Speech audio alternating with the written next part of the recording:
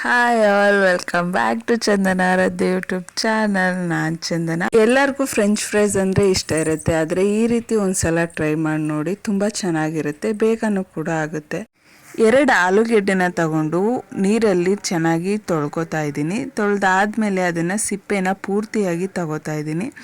ಎರಡೂ ಕೂಡ French fries ಆಕಾರದಲ್ಲಿ ಕಟ್ ಮಾಡಿ ಅದಕ್ಕೆ 2 ಸ್ಪೂನ್ ಕಾರ್ನ್ಫ್ಲೋರ್, ಅರ್ಧ ಸ್ಪೂನ್ ಅಚ್ಕಾರದ ಪುಡಿ, ಸ್ವಲ್ಪ ಉಪ್ಪನ್ನ ಹಾಕಿ ನೀಟಾಗಿ ಮಿಕ್ಸ್ ಮಾಡ್ಕೋತಾ ಇದ್ದೀನಿ.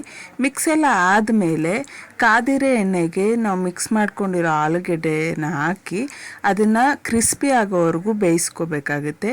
ಇದೆಲ್ಲ ಬೆಂದಮೇಲೆ ಅದೇ ಬಾಣಲಿಗೆ ಸ್ವಲ್ಪ ಎಣ್ಣೆನ ಹಾಕಿ ಸ್ವಲ್ಪ ಈರುಳ್ಳಿನ ಹಾಕಿ ಒಂದು ಸ್ವಲ್ಪ ಹೊತ್ತು ಬೇಯಿಸ್ಕೊತಾ ಇದ್ದೀನಿ. ನೆಕ್ಸ್ಟ್ ಕ್ಯಾಪ್ಸಿಕಮ್ನ ಹಾಕಿ ಅದನ್ನು ಕೂಡ ಸ್ಮೆಲ್ ಹೋಗೋವರೆಗೆ ಬೇಯಿಸ್ಕೊಂಡು ಹೋಮ್ ಮೇಡ್ ಟೊಮೊಟೊ ಸಾಸ್ನ ಹಾಕೋತಾ ಇದ್ದೀನಿ. ಇದನ್ನು ಹಾಕಿ ಒಂದು ಸ್ವಲ್ಪ ನೀರನ್ನು ಹಾಕಿ ಮಿಕ್ಸ್ ಮಾಡ್ಕೊಳ್ಳಿ.